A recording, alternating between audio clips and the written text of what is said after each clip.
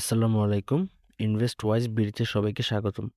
ধরুন একটি বড় কোম্পানি তাদের ব্যবসা আরও বড় করতে চায়। এখন তারা ব্যাংক থেকে লোন নেওয়ার বদলে সাধারণ মানুষের কাছ থেকে টাকা তুলতে চাচ্ছে। তখন তারা শেয়ার বাজারে আসে আইপিও এর মাধ্যমে। অনেক সময় আমরা শুনি এই কোম্পানির আইপিও আসছে, কিন্তু আইপিও আসলে কি, কেন কোম্পানি আইপিও আনে, আর সাধারণ মানুষ কিভাবে এতে বিনিয়োগ করে। আজকের ভিডিওতে খুব সহজ ভাষায় পুরো বিষয়টা জানবো। আইপিও এর পূর্ণরূপ হলো ইনিশিয়াল পাবলিক অফারিং। সহজভাবে বললে একটি কোম্পানি প্রথমবার সাধারণ মানুষের কাছে তাদের মালিকানার একটি অংশ বিক্রি করে। মানে আপনি যখন সেই কোম্পানির শেয়ার কিনবেন, তখন আপনি সেই কোম্পানির ছোট্ট একজন অংশীদার হয়ে যাবেন। আইপিও এর মাধ্যমে একটি প্রাইভেট কোম্পানি পাবলিক কোম্পানিতে পরিণত হয় এবং শেয়ার বাজারে তালিকাভুক্ত হয়। একটি কোম্পানি আইপিও আনে মূলত বড় পরিমাণ টাকা সংগ্রহ করার জন্য, যেমন নতুন ফ্যাক্টরি তৈরি করা, ব্যবসা অন্য দেশে ছড়িয়ে যাওয়া, নতুন প্রজেক্ট শুরু করা অথবা আগের ঋণ কমানোর জন্যও আইপিও আনা হয়।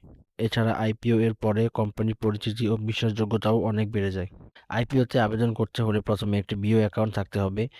এরপর ব্রোকারেজ হাউস বা ব্যাংকের অ্যাপের মাধ্যমে আইপিও অ্যাপ্লাই করা যায়। যদি আবেদনকারীর সংখ্যা বেশি হয়ে যায় তখন লটারি বা প্রপোর্শনাল অ্যালটমেন্টের মাধ্যমে শেয়ার দেওয়া হয়, অর্থাৎ সবাই শেয়ার পায় না, ভাগ্যেরও একটা বিষয় থাকে। আইপিও এর সময় অনেক কোম্পানি ফেস ভ্যালু এর সাথে প্রিমিয়াম যোগ করে শেয়ার বিক্রি করে।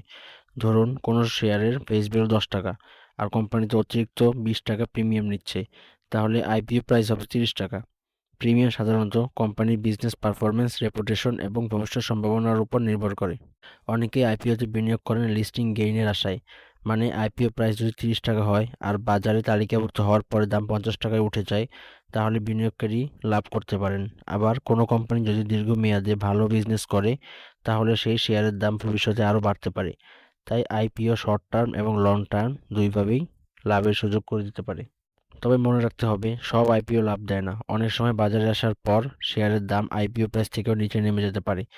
তাই শুধু হাইপ দেখে আইপিওতে ইনভেস্ট করা উচিত না। কোম্পানির business, profit, depth, financial report ভালোভাবে বিশ্লেষণ করে তারপর সিদ্ধান্ত নেওয়া উচিত। বাংলাদেশের শেয়ার বাজারেও নিয়মিত নতুন আইপিও আসে। যেমন যেসব কোম্পানি ঢাকা স্টক এক্সচেঞ্জ বা চিটাগং স্টক এক্সচেঞ্জে তালিকাভুক্ত হতে চায়, তারা আইপিও এর মাধ্যমে সাধারণ বিনিয়োগকারীদের কাছে শেয়ার বিক্রি করে।